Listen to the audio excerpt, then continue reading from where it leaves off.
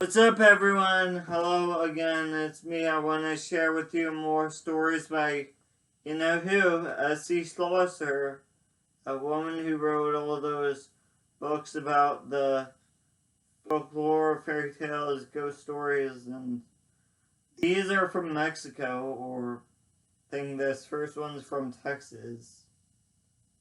Well, actually, it says a Maryland tall tale. I don't know why it was under the Mexican folklore section, but okay, so it's called The Eavesdropper. It's retold by S.E. Schlosser. There is an old tale which claims that at midnight on Christmas Eve, the cattle will kneel in the barn and speak with one another. One stolen Maryland man decided to test the tale by hiding in the barn at midnight to listen. So he climbed a rope to the window in the hayloft. He lay down on the rough gray boards, covered himself with hay, and waited. I feel the more open your third eye is, the better you are at visualizing like the stuff that goes on in books, what the author is describing. Like I find out once I started opening my third eye, I was much better able to actually like make the connection of what that author was actually talking about, like a movie in my mind. So it says, around midnight, he saw all the cows in the barn kneel.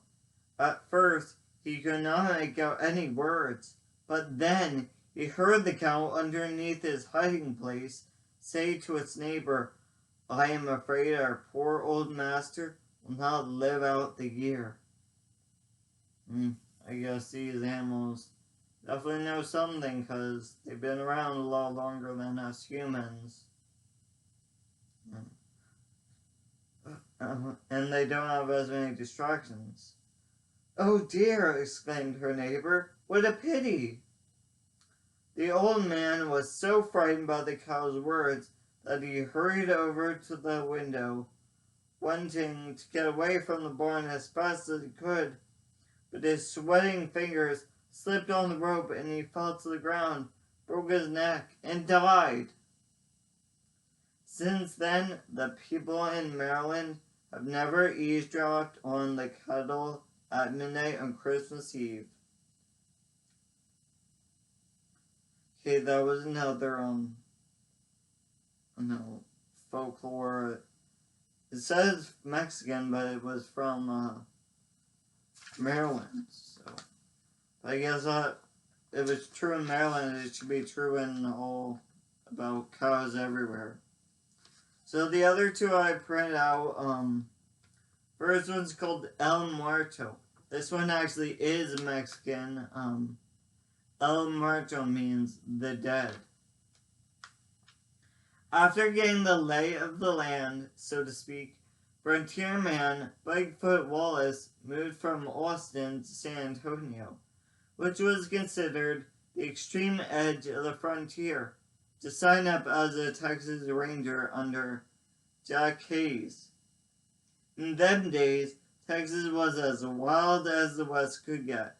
There was danger from the south from the Mexicans, danger to the west and north from the wild frontier filled with Indians and desperados, and to the east, the settlements still had problems. The Cherokee nation still had problems with the Cherokee Nation. General Sam Houston himself had appointed young Captain Hayes, a hero from the Battle of Plum Creek, to raise a company of Rangers to defend San Antonio. Hayes had high standards for his men. They were the best fighters in the West, and they had to be, considering the fact that they were often outnumbered 50-1. Men had to have courage, good character, good riding and shooting skills, and a horse worth $100 to be considered for the job. Captain Hayes knew all about Bigfoot Wallace and signed on the spot. Signed him up on the spot.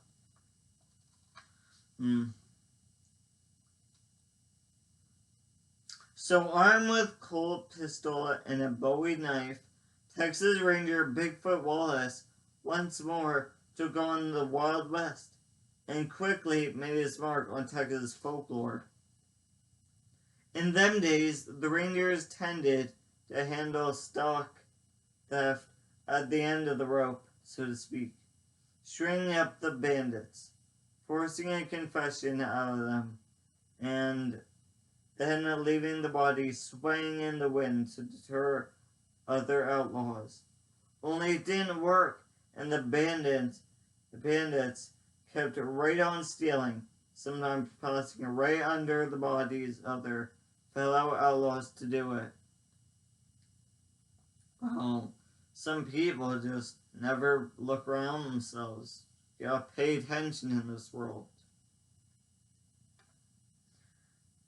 Now, Bigfoot's fellow ranger, Creed Taylor, had a big spread that lay west of San Antonio, in the Cedar Hills clear on the edge of Comanche territory, and he was constantly losing stock to bandits in Indian raids. The last straw came for Taylor the day famous Mexican raider and cattle thief Vidal and his gang rounded up a bunch of horses from his ranch and took them south toward Mexico. Most of the Rangers were heading north to pursue some Comanches out on a raid, but Taylor and a friend went immediately in pursuit of the thief, and when they bumped into Wallace just below Ubalde, he joined them. I guess Ubalde is some sort of place, like a valley or something.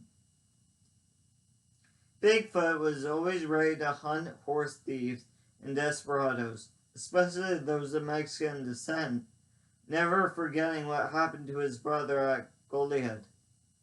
Bigfoot decided it was time to put an end to Vidal's gang once and for all.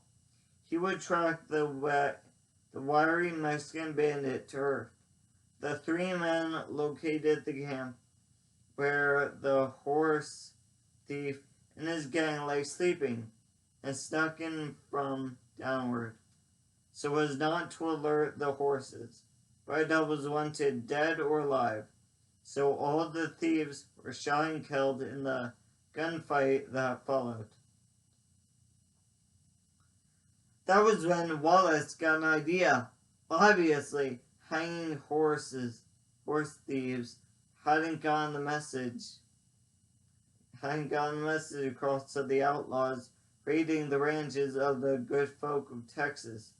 Perhaps a more drastic example of frontier justice would do the trick. Severing Vidal's head from his body, Bigfoot and his fellow ranger tied the body to the saddle of the wildest Mustang in the stolen herd and secured the severed head to the saddle horn so that it would bounce and flop around with every step taken by the Mustang. Then Wallace gave a shout and sent the horse running away with its headless, dead rider, hoping the gruesome sight would deter future cow thieves. What he managed to do was frighten everyone in South Texas. Folks would be peacefully walking down the road of an evening, and a terrible headless rider would gallop past on a midnight black stallion, with serape blowing in the wind, and severed head bounding on the saddle horn beneath its sombrero. Nothing could deter the terrible specter, not bullets, not arrows, not spears. It was years before a posse of cowboys finally grew brave enough to bushwhack the horse and release the withered corpse from its pack. But on moonless nights, the ghost of El Muerto continues to ride across South Texas. To this day, with his long black stripe blowing in the wind and his severed head. Ooh, that one was scary. It, maybe it's like the Texan / Mexican version of the Headless Horseman. Like, I don't really know that story, but yeah. Oh, side note, the word sombrero actually, it just means hat in Spanish. It's, just hat. So a sombrero could be anything like a Russian hat. You just say sombrero too. I mean, just any type of hat, baseball cap. But I mean, there are more specific Spanish words for denoting a baseball cap or a I mean, I think that one's just capa, and yeah. So it just means hat. Like salsa, actually, Spanish word just means sauce. Oh, and for anyone who hasn't figured out yet, in Mexico they speak just Spanish. There's nothing such as Mexican. It's just Spanish. So I know I've heard some people actually don't know that.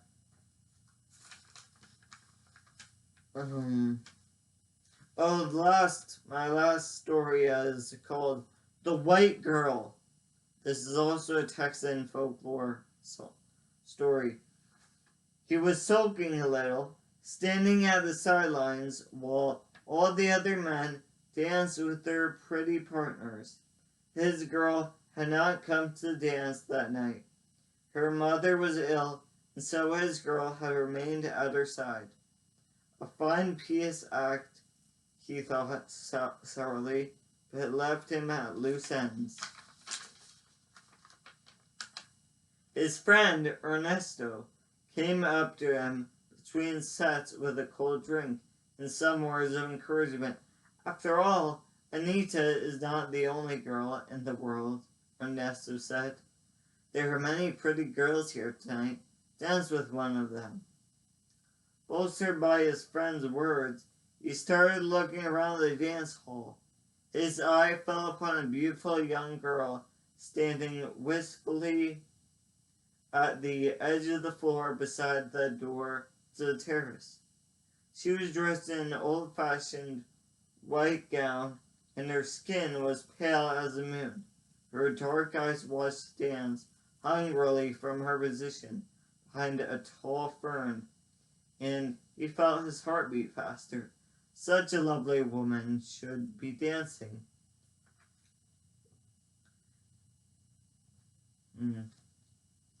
He made his way through the bustling crowd and bowed to the girl in white.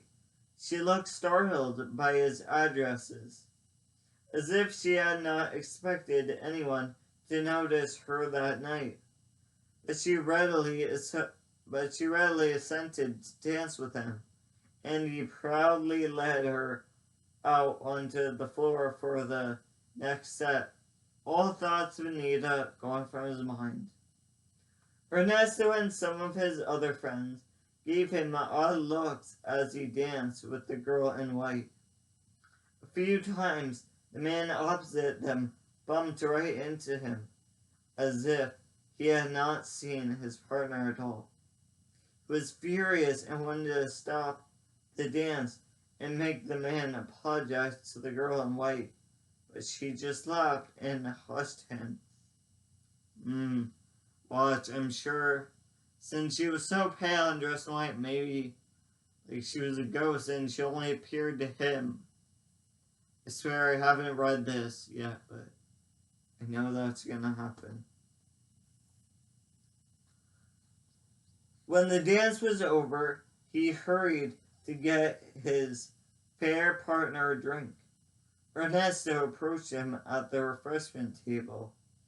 When I told you to dance, I meant with a partner, his friend teased him. I was dancing with a partner, he replied, irritated by his friend's remark. The loveliest girl in all of Mexico. You've had too much to drink, my friend, Ernesto replied. You were dancing by yourself out there. He glared at his friend and turned away without answering him, making his way back to the girl in white. He handed her a glass and asked her to stroll with him along the terrace.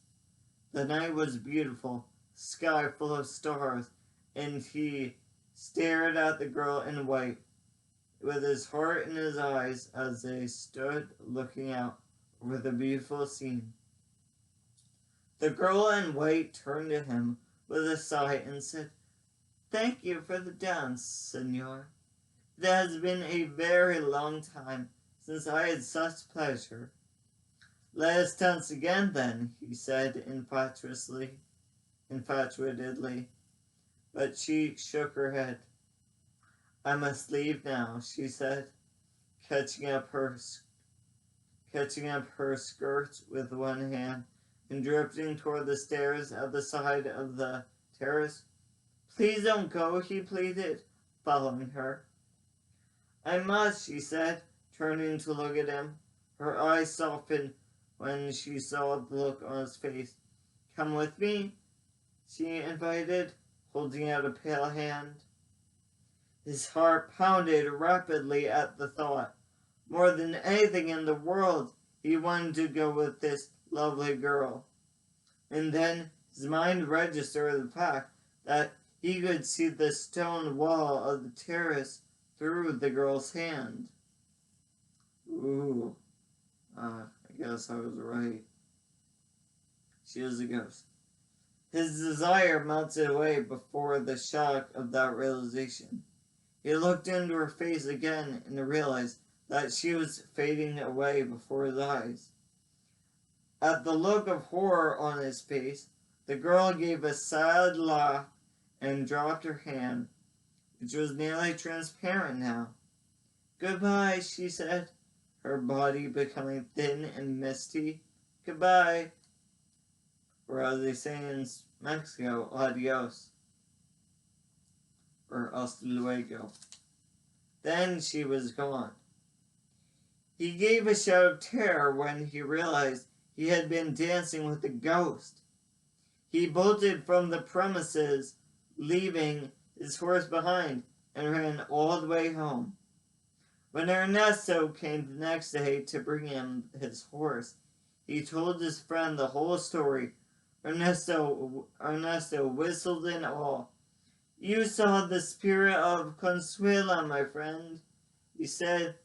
"She was the daughter of one of the local aristocracy who lived in this region more than 100 years ago. She died of consumption the night before her first ball, and they say her spirit sometimes attends the local dances, hoping to claim one of the dances that she missed." He shuddered at the thought of his dance with the ghost. "I will not be visiting that dance hall again," he told Ernesto. "From now on, all my dances will be with Anita." And he kept his word. Oh, that one was really scary. Dancing with the ghost, I'm sure. He was probably the only one who saw the girl in white. So keep thinking outside the box, guys. Meditate every day. Stare at the moon, stars, connect the dots, like constellations. Think outside the box. Watch documentaries. Do all that good stuff. Yeah. Bye.